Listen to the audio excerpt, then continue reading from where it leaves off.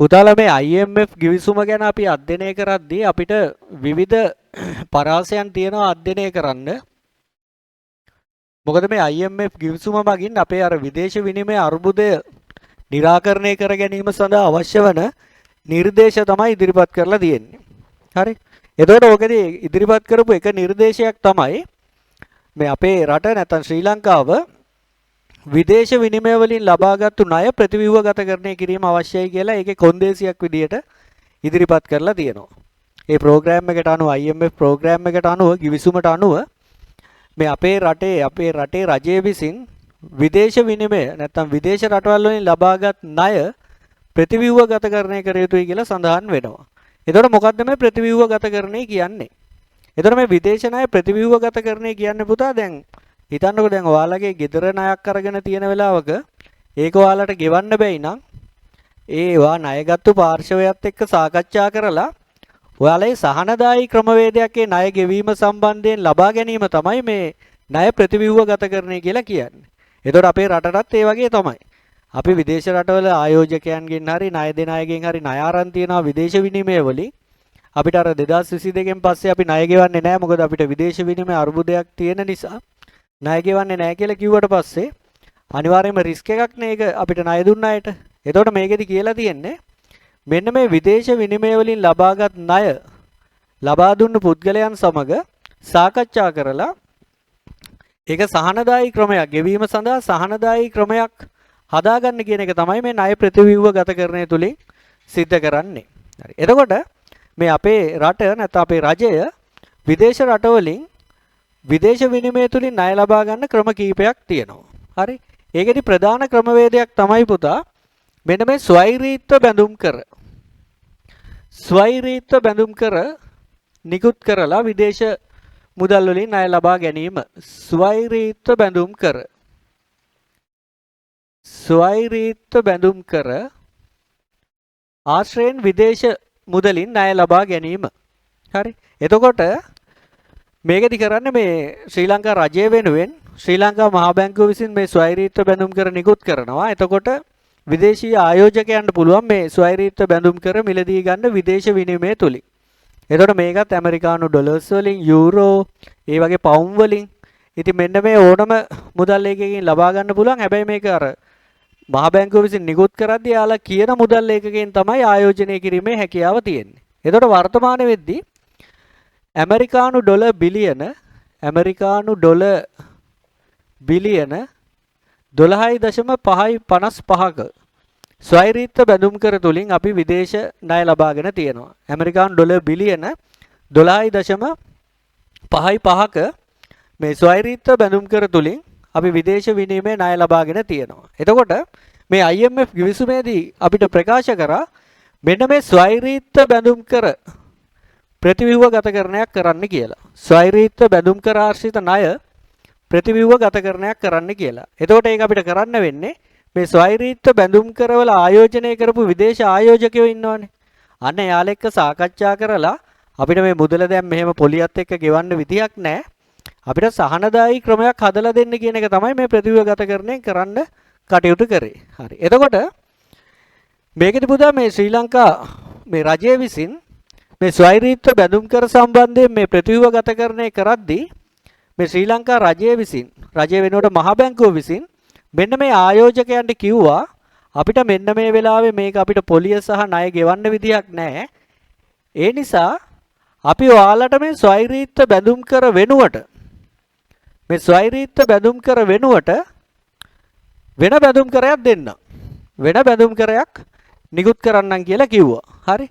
එතකොට දැන් එකක් තියනවා ගෙවා ගන්න බැරුව වෙන දෙකක් දෙන්නන්ලු.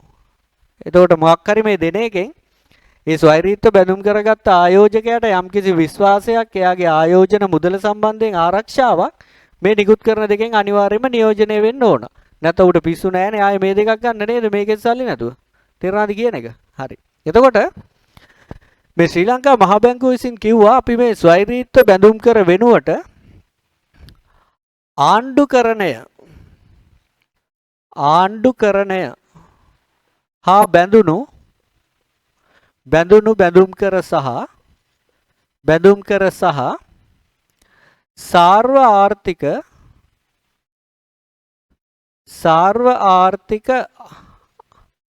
සාර්ව ආර්ථික ඉලක්කගත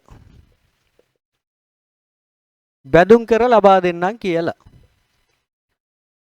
ආණ්ඩුකරණය හා බැඳුණු බැඳුම් කර සහ සාර්ව ආර්ථික ඉලක්ක කර බැඳුම් කර ඔයාලට ලබා දෙන්නම් කියලා කිව්වා. එතකොට මේකෙදි සුවිශේෂත්වයක් තියෙනවා පුතා. ලෝකේ ප්‍රථම වතාවට තමයි මේ 2024 දී මේ ආණ්ඩුකරණය බැඳුණු බැඳුම් කර නිකුත් කරේ. ඒකත් මුලින්ම ලංකාව තමයි සිද්ධ කරේ. මේ ලෝකේ ප්‍රථම වතාවට 2024 දෙසැම්බර් මාසයේ තමයි කරේ. මේක ඉංග්‍රීසියෙන් හඳුන්වනවා GLB කියලා. GLBS කියලා දානවා ශ්‍රී ලංකා කියන්න. governance linked bonds කියලා කියනවා. ඊළඟ මේකට කියනවා පුතා macro linked bonds කියලා කියනවා. හරි. එතකොට ඔන්න බලන්න මේ ස්වෛරීත්ව බැඳුම් කරවල ආයෝජනය කරපු ආයෝජකයන්ට අපේ ශ්‍රී ලංකා මහා බැංකුව කිව්වා අපිට මේ වෙලාවේ මේ මුදල් ගෙවන්න විදියක් නැහැ. අපි ඔයාලට මෙන්න මේ ආණ්ඩුකරණය බැඳුණු බැඳුම් කර සහ සාර්වාර්ථික අරමුණු ඉලක්කගත බැඳුම් කර ලබා දෙන්නම් කියලා. හරි. මොකද්ද මේකේ තියෙන වෙනස? ඉතින් බැඳුම් කරමනේ. මේකේ වෙනස තමයි පුතා මේ ස්වෛරීත්ව බැඳුම් කර නිකුත් කරලා ගන්න මුදලට ඒ ආයෝජකයන් කිසිදු අතපෙවීමක් සිද්ධ කරන්නේ නැහැ. එයාලා මුකුත් යෝජනා ගේන්නේවත් මේ සල්ලි වලට මොනවද කරන්න ඕනේවත් ඔයාලගේ ආර්ථිකය මෙහෙම තියෙන්න ඕනවත් මොකුත් කියන්නේ නැහැ. හැබැයි මෙන්න මේ ආණ්ඩුකරණයේ බැඳුණු බැඳුම් කර සහ සාර්වාර්ථික ඉලක්කගත බැඳුම් කර නිකුත් කරද්දී මෙන්න මේවා ආයෝජනය කරන ආයෝජකයන්ට හැකියාව තියෙනවා යම්කිසි කන්ඩිෂන් මොනවා හරි මේ බලපෑමක් කිරීමේ හැකියාව තියෙනවා. එතකොට මේ ලංකාව විසින් මේ 2024 මේවා නිකුත් කරද්දී මේ අපිටත් එහෙම කොන්දේසි ටිකක් දාලා තියෙනවා පුතා. එතකොට මෙයාලා කියනවා මේ ස්වෛරීත්ව බැඳුම් කරන මේ බැඳුම් කරවලට මේ වෙනුවට මේ ටික අපි ගන්නම්. හැබැයි ඔයාලගේ මෙන්න මේ ටික ඉටු වෙන්න ඕන කියලා. ස්වෛරීත්ව බැඳුම් කර වෙනුවට මෙන්න මේ බැඳුම් කර අපි ගන්නම්. හැබැයි මෙන්න මේ කොන්දේසි ටිකක් දාලා තියෙනවා. ඒක එක කොන්දේසියක් තමයි පුතා මේ රාජ්‍ය බදු ආදායම දලදේශීය නිෂ්පාදනයේ ප්‍රතිශතයක් විදිහට නැත්නම් දලදේශීය නිෂ්පාදනයේ ප්‍රතිශතයක් විදිහට 15%ට වඩා වැඩි වෙන්න ඕන කියලා. රාජ්‍ය බදු ආදායම දලදේශීය නිෂ්පාදනයේ ප්‍රතිශතයක් විදිහට 15%ට වඩා වැඩි වෙන්න ඕන කියලා තියෙනවා. ඒ වගේම රාජ්‍ය මූල්‍ය විනිවිදභාවයක් පැවතිය යුතුයි කියලා තියෙනවා. රාජ්‍ය මූල්‍ය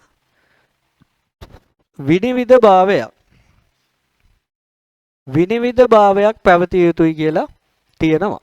හරිද? හරි. ඔන්න එතකොට යාලා ස්වෛරීත්ව බැඳුම් කරවල ආයෝජනය කරපු අය ඒ ස්වෛරීත්ව බැඳුම් කර වෙනුවට මේ බැඳුම් කරගන්න කැමති වුණා කොන්දේසි ටිකක් දාලා. ඒතකොට දැන් අපිටත් ප්‍රතිලාභයක් තියෙන්න බෑනේ. දැන් ඔන්න එයාලගේ විශ්වාසය තහවුරු වෙන්න රජය විසින් වගකීමක් අරගෙන මේ බැඳුම් කර ටික දීලා තියෙනවා. එහෙනම් දැන් අපිටත් ප්‍රතිලාභයක් තියෙන්න බෑ. ඊට පස්සේ එයාලා කිව්වා මෙන්න මේ කොන්දේසි ටික ඔයාලා සම්පූර්ණ කරනවා නම් අපි මෙන්න මේ වගේ ප්‍රතිලාභයක් ඔයාලට දෙන්න කැමතියි. ඒ ප්‍රතිලාභ තමා පුතා මෙන්න මේ ස්වෛරීත්ව බැඳුම් කර නිකුත් කරලා ගත්ත මෙන්න මේ ණය ප්‍රමාණය තියෙනවානේ. මෙන්න මේ ටික ළඟා කරගත්තොත් මෙන්න මේ ටික 2026 2027 වර්ෂවල ළඟා කරගත්තොත් මෙන්න මේ ස්වෛරීත්ව බැඳුම් කර සම්බන්ධයෙන් වන ණය මුදලෙන් 128ක් ණය කපා හැරීමක් සිද්ධ කරන්න එකඟ වෙලා තියෙනවා. ණය කපා හැරීමකට එකඟ වෙලා තියෙනවා. එතකොට මේක වටිනාකම ගත්තොත් පුතා ඇමරිකානු ඩොලර් බිලියන 3.5ක් වගේ. මේ ටික අපි ළඟා කරගත්තොත් ඇමරිකානු ඩොලර් බිලියන 3.5ක ණය කපා හැරීමක් සිද්ධ කරනවා ස්වෛරීත්ව බැඳුම් කර සම්බන්ධයෙන්. ඊළඟට මෙයාලා තව කියනවා මෙන්න මේ ණය සඳහා වන පොලි අනුපාතයක් තියෙනවානේ. මේවා දුන්නත් පොලිය දෙන්න එපා. අන්නේ පොලි අනුපාතෙන්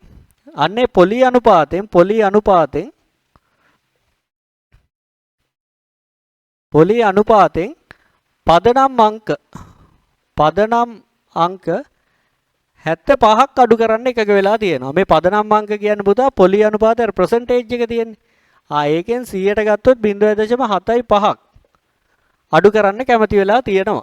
හැබැයි මේ ටික ළඟා කරගන්න ඕන. 2026-27 වර්ෂවල මෙන්න මේ කියන තත්ත්වයන් ටික ළඟා කරගන්න ඕන. ඉතින් ඒකට අනිවාර්යයෙන්ම රාජ්‍ය මූල්‍ය ප්‍රතිපත්තිය තුලින් ෆිස්කල් ප්‍රතිපත්තිය තුලින් අනිවාර්යයෙන්ම රජය ක්‍රියාත්මක විය යුතුයි. එහෙම නොවුනොත් එහෙම මේ chance එක ගන්න නැහැ. බලන්නකෝ. මෙච්චරක් ගෙවන්න තිබ්බා. පොලිත් එක්කම 3.5කුත් අඩු වෙනවා. තව පොලි අනුපාතෙත් අඩු වෙනවා. එතකොට බලන්නකෝ මේ වැලේ වැල් නැතුවනේ ඩොලර් නැතුව ඉන්න වෙලාවක මේකත් ලොකු බලපෑමක් නේ අපේ විදේශ විනිමය සංචිතයට.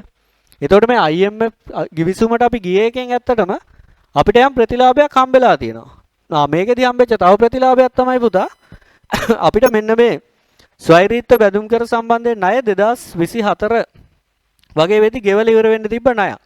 හැබැයි මේ 2030 වෙද්දි ගෙවල ඉවර වෙන්න තිබ්බ ණයක්. හැබැයි මෙන්න මේ IMF ගිවිසුමත් එක්ක ණය ප්‍රතිව්‍යුහගතකරණයට ගිය නිසා අපිට දැන් මේ ණය ගෙවලා ඉවර වෙන්නේ පුතා 2038 දී. 2038 දී තමයි මේ ණය ගෙවලා ඉවර වෙන්නේ. එතකොට යම් කාලයක් ලැබිලා තියෙනවා. හරි. ඉතින් යම් ප්‍රතිලාභයක් ලැබිලා තියෙනවා. ඉතින් මේ ප්‍රතිව්‍යුහගතකරණය තුලින් ඊළඟට පුතා මෙන්න මේ පොලි අනුපාතය ගැන පොඩ්ඩක් පැහැදිලි කරොත් 2024 ඉඳලා 2027 දක්වා 103ක ස්ථිර පොලි අනුපාතයක් අපි ගෙවන්න ඕන. ස්ථිර පොලි අනුපාතය අනිවාර්යයෙන්ම දෙන්න වෙනවා. ඊළඟට 27 ඉඳන් 28 දක්වා 109.5ක් පොලියක් ගෙවන්න වෙනවා. ඊට පස්සේ මේ 2029 ඉඳන් පුතා මෙන්න මේ 9.5ක පොලිය ගෙවන්න ඕන. හැබැයි අන්න එතන ඉඳන් තමයි මෙන්න මේ අඩු කිරීම සිද්ධ කරන්න අපිට අවස්ථාව දෙන්නේ. මෙන්න මේ ටික ළඟා කරගෙන තියෙනවා නම් එතකොට අපි ගෙවන්න ඕනේ පොලිය පුතා 8.75යි. එතකොට මේවට මේ ණය සහ පොලි ගෙවීම වාර්ෂික ගෙවීම සිද්ධ වෙන්නේ පුතා අවුරුද්දකට දෙපාරයි. පෙබරවාරි සහ අගෝස්තු වල මේ අවුරුද්දකට දෙපාරක් ගෙවනවා. මාස 6කට සැරයක්. එතකොට අපි මේ දෙකේදී මෙන්න මේ කාලවලදී මෙන්න මේ පොලි අනුපාතයන් යටතේ පොලිය ගෙවන්න ඕන සහ ඊළඟට ණය ගෙවන්න ඕන. මේ ගිවිසුමට ගියායින් පස්සේ මුලින්ම පොලිය තමයි ගෙවන්න තියෙන්නේ. ඊට පස්සේ ණය ගෙවීම ආරම්භ වෙන්නේ ඒක ඉවර වෙන්නේ 2038 දී. එතකොට මෙන්න මේ අවබෝධය ගන්න. ස්වෛරීත්ව බැඳුම් කර සම්බන්ධයෙන් වන විදේශ ණය ප්‍රතිව්‍යුහගතකරණය. මේක තමයි මේ IMF ගිවිසුමේදී ඇත්තටම සිදුවෙච්ච දේ.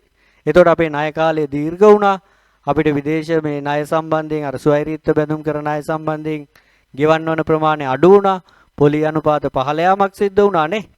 ඊළඟට මේ ලෝකේ කොහෙවත් නැති මෙතෙක් කල් ඉදිරිපත් නොකර අලුත් බැඳුම් කරයන් නිකුත් කරා. ඉතින් ගොඩක් දේවල් මේකෙදි වුණා. ඉතින් මේකෙදි අපිට ලැබිච්ච ප්‍රතිලාභය තමයි අපේ විදේශ විනිමය සංචිතයට වන බලපෑම යම් අඩු බලපෑමක් බවට පත් කරගන්න පුළුවන් වුණා. මොකද දරන්න බැරි තරම් ප්‍රෙෂර් එකක් මේවා අපිට දෙන්න වුණා නම් පුතා අපිට කන්නවත් නැතුව යනවා. තේරෙනවනේ? මොකද ආනයන මතේ යැපෙන රටක් නේ අපි. අපේ රටේ නිෂ්පාදනයේ ප්‍රමාණවත් නැහැනේ. අපිට හැමදේම හදන්න සම්පතුත් නැහැනේ. අපි ඔය කලින් සාකච්ඡා කරලා තියෙනවානේ. ඒ නිසා අපිට විදේශ විනිමය කියන දේ ඊටාම වැදගත්. එතකොට මේ දේ තුලින් උනේ මේ එකක් විතරයි පුතා. මේ IMF ගිවිසුම අපි කතා කරනවානේ දැන් ඉදිරියට. මේක කොටසක් විතරයි. ඉතින් මෙන්න මේ ස්වෛරීත්ව බැඳුම් කර ණය ප්‍රතිව්‍යුහගතකරණය මෙන්න මේ ප්‍රතිලාභ ටික අපිට හම්බ වුණා. මේවා ඔයාලට කොහෙන්වත් හම්බෙන්නේ නැහැ. ඒ හින්දා මේ ටික හොඳට ඔළුවේ තියාගන්න.